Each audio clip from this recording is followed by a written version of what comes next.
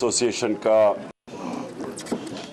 शुक्रगुजार हूँ कि आज मौका दिया आपसे इंटरेक्शन करने का, क्योंकि वाकई जो आज हमारी बिजनेसेस और ख़ास तौर पे एक्सपोर्टर्स का जो आजकल उनकी सूरत हाल है, ये ज़रूरी था कि हम ये आपके साथ इंटरेक्शन रखते।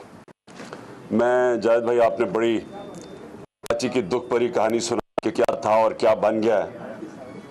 मैं आपको बताऊं कि मैं पहली दफ़ा जब कराची से मुंबई गया 1977 में गया मैं, और फिर वहाँ से जब वापस आया तो मैं आपको सिर्फ अपना वो तासुर बताता हूँ कि क्या हुआ। मैंने कभी अपनी ज़िंदगी में जितनी गुर्बत मैंने मुंबई में देखी, तब बॉम्बे होता था, मैंने दुनिया में कितनी गुर्बत नहीं देखी थी। आप यकीन करें कि मैंने सीवरेज के अंदर बच्चों को फिरते देखा चीज़ें ढूंढने के लिए। इतनी मैंने कभी नहीं देखी, इतनी गुर्बत कभी नहीं देखी। और जब यहाँ कराची में आया तो लगा कि कोई एक अमीर तरीन शहर में आ गए। और जो आप बात करते हैं अमन की, यहाँ रात को रोशनियाँ होती थी, कोई किसी को फिक्र नहीं थी, और ये बूम कर रहा था कराची। इसमें हर किस्म का लोग बसते थे सारे पाकिस्तान से। कभी कोई आपस में यासुब नहीं था, यानी एक जेन्युइनली एक पाकिस्तान के हिसाब से कॉस्मोपॉलिटन शहर था। तो ये जो आज बात कर रहे हैं, ये तो हम देखते आए अपनी आंखों के सामने ये बिगड़ता हुआ सिचुएशन। और सिराज भाई, दूसरी जो आपने बात की कि जब आप इक़्तिदार में आएंगे तो तब देखेंगे, तो सिराज भाई इक़्तिदार में तो हम हैं 4 सालों से पख्तूनख्वा में। तो मैं तो कोई बदला नहीं हूँ। मैंने तो वहाँ कोई अपनी फैक्ट्रियाँ नहीं लगा ली, बैंक ऑफ खैबर से कर्जे नहीं लिए, मैंने तो वहाँ कोई अपने रिश्तेदारों को नहीं बिठाया। आज पख्तूनख्वा के अंदर मैं सिर्फ मुख्तसरन जो आपके लिए रेलेवेंट बात है वो करना चाहता हूँ कि हमने कोशिश की कि बिजनेस के लिए, इन्वेस्टर्स के लिए बेहतरीन माहौल क्रिएट किया जाए। जो सबसे ज़्यादा लोगों की कंप्लेंट्स आती हैं इन्वेस्टमेंट के लिए, लोग रिश्वत मांगते हैं, रास्ते में रुकावटें देते हैं, स्लो डाउन प्रोसेस करते हैं ताकि पैसा दिया जाए। और जो अगला मसला खास तौर पे उधर जो कराची का भी आपसे काफ़ी मिलता जुलता है, वो ये कि वहाँ जान और माल की लोगों की हिफाजत नहीं थी। 700 पुलिस वाले मारे गए थे 2013 में, और बड़ा खौफ था लोगों को। जो असल बिजनेस चल रही थी, 70% इंडस्ट्री बंद हो चुकी थी। जो एक बिजनेस चल रही थी वो लोगों को अगवा करके और पैसे लिए जाते थे। वहाँ सबसे ज़्यादा हालात थे। पुलिस ठीक की। आज 10 सालों में सबसे पुरअमन है आज पख्तूनख्वा। आज यार वली जो हमें आजकल तनकीद करते फिरते हैं, वो खुद पेशावर नहीं जा सकते थे, दुबई या मलेशिया थे। आज पुलिस की स्टेटिस्टिकल रिपोर्ट है कि 70% क्राइम नीचे आ गई है, 70%, और 70% दहशतगर्दी नीचे आई है। ये पुलिस ने पब्लिश की है ये रिपोर्ट, क्योंकि पुलिस को ठीक किया गया, उसको गैर सियासी किया, उसमें से सारी मुदाखलत ख़त्म की जो सियासी मुदाखलत थी। NTS के ऊपर पुलिस की सिलेक्शन करवाई गई, पुलिस एक्ट पास किया गया, जो कि आज आपके यहाँ के सिंध के IG कह रहे हैं कि हमें पख्तूनख्वा का पुलिस एक्ट चाहिए। तो उससे एक प्रोफेशनल पुलिस फोर्स बनी, जो एक बिजनेस को जो ज़रूरत होती है बिजनेस करने के लिए, पहले माहौल चाहिए बिजनेस करने। तो आप अब बंद गाड़ियों में जा रहे हैं बिजनेस करने, और बच्चों को आप बाहर भेज रहे हैं ताकि वो कहीं अखबार ना हो जाए, तो उसमें तो कोई बिजनेसमैन नहीं आता। इसलिए पहले माहौल भी ठीक किया, और उसके बाद फिर हमने पूरी कोशिश की कि आइसोलेट किया जाए। ये जो रेड टेपिज्म की बात है, ये रेड टेप जो स्लो डाउन करता है। और मैं ये कह दूं, ये हमारी पहली बारी है, अभी ये हमारी पहली बारी है, क्योंकि हमें समझते समझते भी वहाँ के क्या क्या रुकावटें आ रही थी। अब यहाँ आतिफ खान बैठे हुए हैं, एनर्जी मिनिस्टर भी हैं, एजुकेशन भी हैं। पीडो बनाई, उसको एक ऑटोनमस किस्म का एक آج آپ حیران ہوں گے، یہ ڈیٹیلز تو عاطف بھی آپ کو بتا سکتے ہیں یہیں بیٹھے ہیں، کہ سب سے زیادہ پرائیویٹ سیکٹر کی انویسٹمنٹ آئی ہے ہائیڈرو الیکٹریسٹی میں، $1.5 ارب کی انویسٹمنٹ آئی ہے وہاں پہلی دفعہ پرائیویٹ سیکٹر میں۔ اور اس کے علاوہ میں ایک اور آپ کو مثال دے دوں، جو ہمارا جو فیوچر ماڈل ہے، تاکہ لوگوں کو بزنس کو بچانے کے لیے یہ جو ساری ریڈ ٹیپزم ہے، جب تک کہ بیوروکریسی کی ریفارمز نہیں ہوتی، ہمارا یہ اگلا ایجنڈا بھی ہے، انشاءاللہ اقتدار ملے گی، سب سے زیادہ بیوروکریسی کی ریفارمز کرنی ہے تاکہ آسانی ہو لوگوں کے لیے، ایک رکاوٹ بن گئی ہے۔ تو جی ڈی ہے گلیات ڈیولپمنٹ اتھارٹی، اس کو ہم نے ایک انڈیپینڈنٹ اتھارٹی بنایا۔ آج آپ میں سے اگر کسی کو بھی جانا ہو، جیسے ہی آپ پنجاب سے جائیں گے گلیات کے اندر، کو فرق نظر آ جائے گا۔ ایک سال میں کیونکہ اس کو ڈیولپ کیا، انڈیپینڈنٹ اتھارٹی بنی، اس کو ٹھیک کیا، 3 گنا زمین کی قیمت بڑھی ہے، دکانداروں کی سیلز دگنی تگنی ہو گئی۔ وہاں اب یہ ہے کہ بڑے بڑے ہاؤسز اب وہاں ہوٹل بنانے کی انویسٹمنٹ کا سوچ رہے ہیں اور ڈیل ان سے بات چیت کر رہے ہیں۔ تو یہی ماڈل ہر جگہ ہے۔ جب آپ بزنس کے لیے آسانیاں پیدا کریں گے، اس میں رکاوٹیں ختم کریں گے، آپ ایک کلین گورنمنٹ دیں گے، تو وہاں انویسٹمنٹ ہوگی۔ اب ہمیں کیوں آپ کی ضرورت ہے، ہمیں کیوں بزنسز کو اس ملک میں مدد کرنے کی ضرورت ہے، اور خاص طور پہ ایکسپورٹرز کو؟ 4 وجوہات ہیں۔ سب سے بڑا مسئلہ اس وقت پاکستان کا بے روزگاری ہے۔ پاکستان کا جو آبادی ہے دنیا میں سیکنڈ ینگسٹ آبادی ہے، ینگ کی سب سے ینگ ہے، سیکنڈ ہے پاکستان کی۔ اب ینگ آبادی کا مطلب یہ کہ ہر روز نوجوان آ رہے ہیں مارکیٹ میں نوکریاں لینے کے لیے۔ جس طرح ابھی آپ نے بالکل سراج بھائی بات ٹھیک کی کہ جو ایک آدھے ایکڑ کی زمین میں ایک فیکٹری جو نوکریاں دے سکتی ہے، وہ اور کہیں اس طرح نوکریاں ہم نہیں سپلائی کر سکتے لوگوں کو۔ اب اگر ہم نے روزگار دینا ہے تو ہمیں اپنی بزنس کمیونٹی کی مدد کرنی پڑے گی، کیونکہ یہ اتنا بڑا ورک فورس، اس کو ڈراپ کرنا ہے۔ اور آپ جو دوسری بات کہتے ہیں وہ بھی بہت ریلیونٹ ہے، کیونکہ ہم 2 ہسپتال بن گئے ہیں، اب تیسرا انشاءاللہ کراچی میں بننے والا ہے، اور بڑے بڑے پروجیکٹس ہیں جدھر اسکل لیبر کی ضرورت ہے۔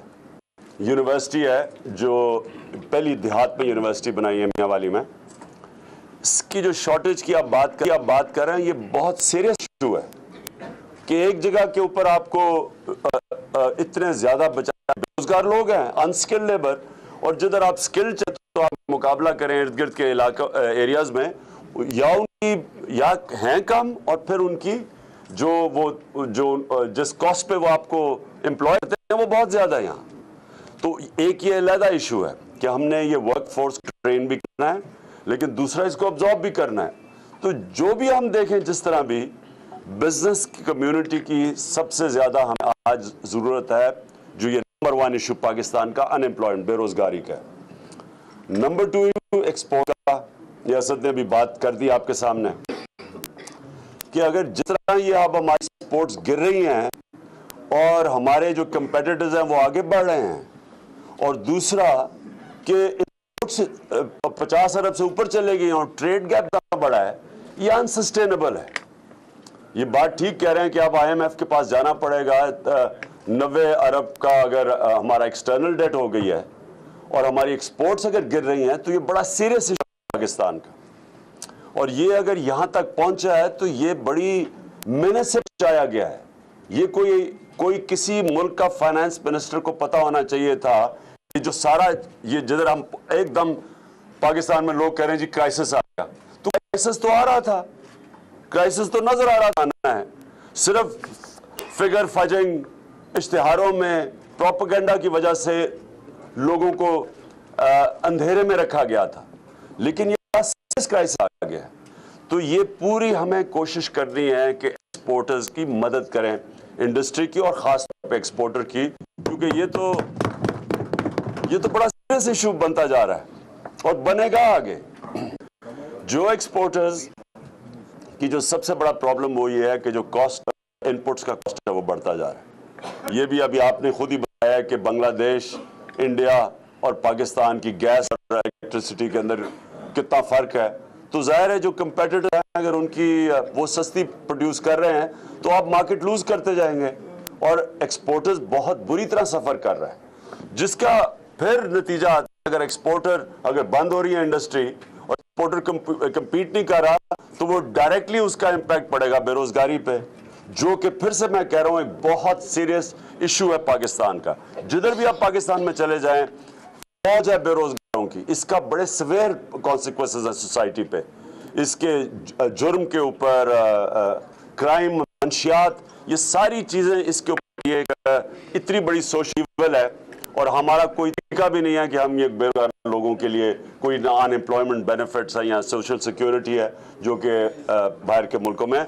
तो इसके लिए भी एक्सपोर्ट्स को हमें मदद करने की ज़रूरत है। तीसरी चीज़ ज़रूरत हमें इस मुल्क में बिजनेसेस की मदद करने के लिए वो है इन्वेस्टमेंट।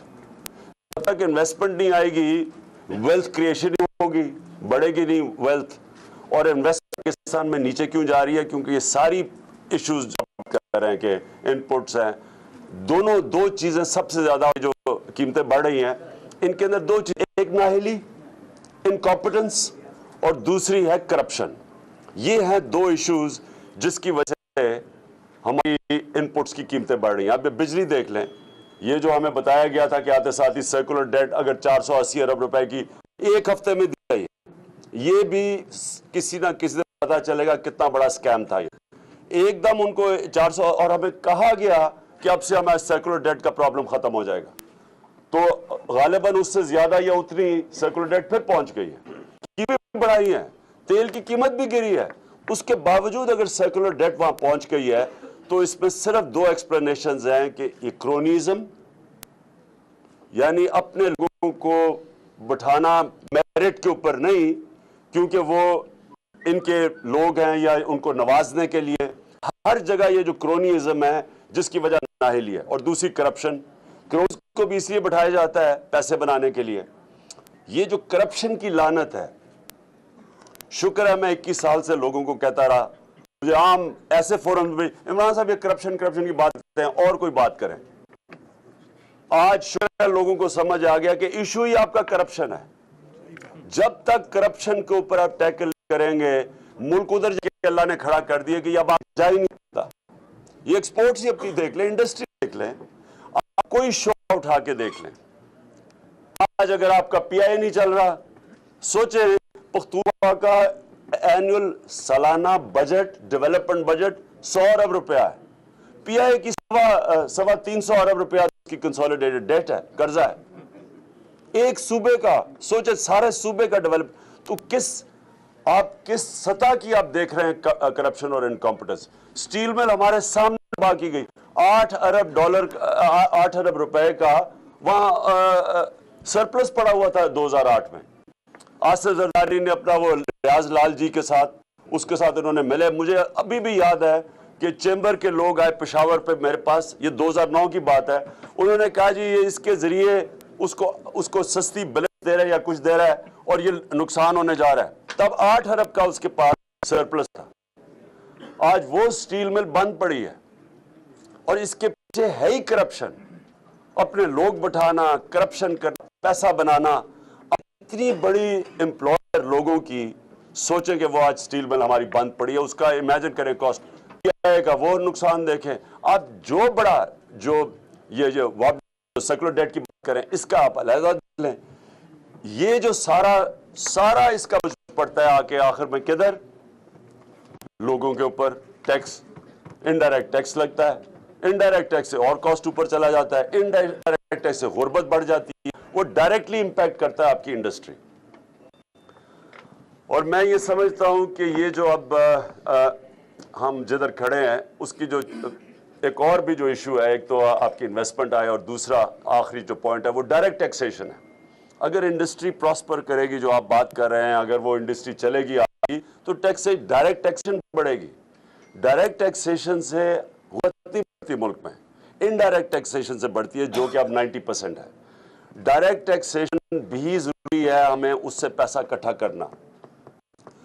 और ये फिर मैं इसके ऊपर आता हूं कि मैं वर्ल्ड बैंक की रिपोर्ट पढ़ रहा कि एफबीआर के अंदर, अब सोचेंगे कितनी जरूरत है एफबीआर की रिफॉर्म्स, कि एफबीआर को एक इदारा बनाना, एक इंस्टीट्यूशन बनाना जो ऑटोनमस हो, जिस तरह हमारी पुख्तूनख्वा की पुलिस है, ऑटोनमस है, कोई इसमें इंटरफेयर नहीं कर सकता, उसका प्रोफेशनल सेटअप है। इसी तरह एफबीआर को कितना मुश्किल है कि हम एक ऐसी इंस्टीट्यूशन बनाएं जो कि बिल्कुल किसी के प्रेशर में ना आए।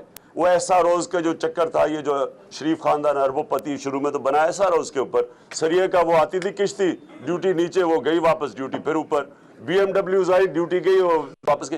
ये अगर एफबीआर एक ऑटोनमस अदारा हो, वो कभी इस तरह की ना इजाजत दे, उसके ऊपर लोगों को कॉन्फिडेंस हो। वो प्रेडेटरी अदारा बन गया है जिसका सिर्फ काम है कि एक भत्ता किस्म का इकट्ठा करना।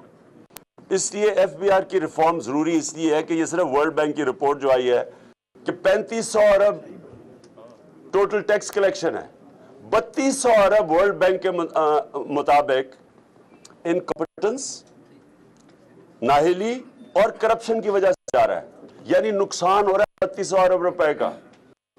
उसके ऊपर आप ऐड कर दें 10 अरब डॉलर की मनी लॉन्ड्रिंग, जो कि ये भी स्टेट डिपार्टमेंट की रिपोर्ट है कि पाकिस्तान की सालाना मनी लॉन्ड्रिंग 10 अरब डॉलर है। ये 10 अरब डॉलर की मनी लॉन्ड्रिंग इस मुल्क को सबसे बड़ा नुकसान करती है। वो इसलिए नुकसान करती है कि ये जब 10 अरब डॉलर बाहर जाता है, हमें इसके ऊपर कर देने पड़ते हैं, डॉलर की कमी हो जाती है। नंबर 2, अगर यही 10 अरब डॉलर सोचे पाकिस्तान में खर्च हो, तो आप खुद ही इमेजिन करें कि इसमें कितना नौकरियां मिल सकती हैं। ये 1000 अरब रुपया अगर आपकी इकोनॉमी हर साल खर्च होता है बजाय बाहर जाने के, तो सोच लें कि ये कितनी अपॉर्चुनिटीज इन्वेस्टमेंट मिलती है, इंफ्रास्ट्रक्चर में जाता है, तालीम में, सेहत में। तो ये जो मनी लॉन्ड्रिंग का जो हमें नुकसान हो रहा है, और जिसका सारा केस चल रहा है पैनामा का, सारा इशू ही मनी लॉन्ड्रिंग का। एक्सप्लेन करना है एक आदमी ने 300 अरब रुपया वो मुल्क से बाहर कैसे लेके गया, और अभी तक एक ही एक्सप्लेनेशन है, कतरी का खत, जो हम सब जानते हैं कि वो क्या है। असल एक्सप्लेनेशन है हुदैबा पेपर मिल, जो कि हम इंतजार कर रहे हैं केस लगे, क्योंकि हुदैबा पेपर मिल का सारी रिसर्च हुई है कैसे पैसा बाहर गया मुल्क से। तो जब तक हम ये पैसा नहीं रोकेंगे, जब तक हम इस मुल्क के अंदर वो सिस्टम पैदा करेंगे कि ये इतना बड़ा जो लॉस हो रहा है मुल्क को, इसकी वजह से मकरूज हो रहे हैं, और फिर जब आप कर्जे लेते हैं तो फिर जब कर्जों की किस्तें अदा करनी होती है, फिर टैक्स लगते हैं, जो अभी दार ने जाके फ्रेश टैक्सेस लगाए हैं। ये प्रेशर पड़ा हुआ है उनसे जिन्होंने कर्जे वापस लेने हैं, तो फिर नुकसान होता है एक्सपोर्टर को भी जब आप टैक्स बढ़ाते हैं, और उसका नुकसान होता है फिर इवेंचुअली जाके बेरोजगारी बढ़ाने में।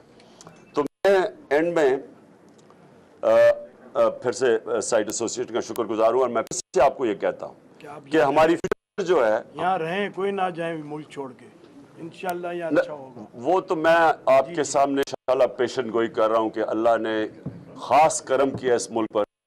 ना पैनामा आता, ना ये करप्शन पकड़ी जाती, ना ये इशू सामने आते, फिर लोगों ने कहना था कि इमरान खान ऐसी शोर मचाता है करप्शन को लेके।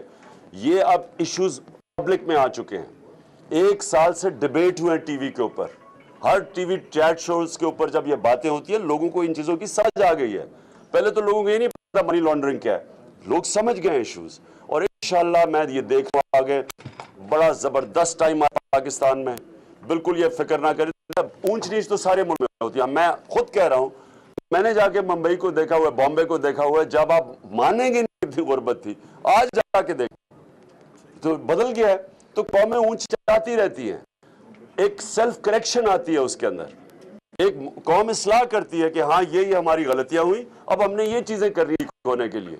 तो वो इंशाल्लाह अब आपके सामने वो जो असद में बात, बिल्कुल हम अपने फैसले करेंगे आपसे डिस्कशन करके। सिराज भाई, मैं आपको एक बात कह दूं, ये कभी किसी को एडवाइजर गलत रास्ते पर नहीं लगाते, वो खुद बेवकूफ होता है जो गलत एडवाइजर चूज करता है। कभी भी ये कहना कि जी वो ये उसके एडवाइजर वो तो बड़ा अच्छा, उसके एडवाइजर बड़े बुरे हैं, ये बिल्कुल गलत है। कभी किसी का एडवाइजर होता है, जिस तरह का आदमी होता है वैसे एडवाइजर लेके आता है। नवाज शरीफ होगा ही तो इसहाक डार आएगा, ये नहीं होता कि जनाब इसहाक डार किसी और आदमी के पास बड़ी जल्दी लोगों को पता चल जाए कि वो एक कॉनमैन है और वो कॉनमैन था, लेकिन वो खुद भी ऊपर का करप्ट तरीन आदमी के साथ लगा हुआ था, तो उन्हें वैसे लोग चाहिए थे। इंशाल्लाह आपको हम ये साबित करके दिखाएंगे कि बिजनेस कम्युनिटी को हम उठाएंगे, ये सारा टैक्सेशन सिस्टम ठीक करेंगे। ये टैक्सेस बहुत ऊंचे हैं, इतने ज्यादा टैक्सेस के ऊपर रिविजन बढ़ जाती है, फर्क कुछ नहीं पड़ता। टैक्सेस रीजनेबल करेंगे और इंशाल्लाह एफबीआर को एक ऐसा बनाएंगे इदारा कि वो ये नहीं होगा कि वो लोगों से सिर्फ जब हो के एक भत्ता इकट्ठा करे, वो एक पॉलिसी के मुताबिक कि हमने किसको इनकरेज करना है, इंडस्ट्री को इनकरेज करना है, वेल्थ क्रिएशन करनी है, उसके मुताबिक इंशाल्लाह सारा करेंगे। बहुत बहुत शुक्रिया जी।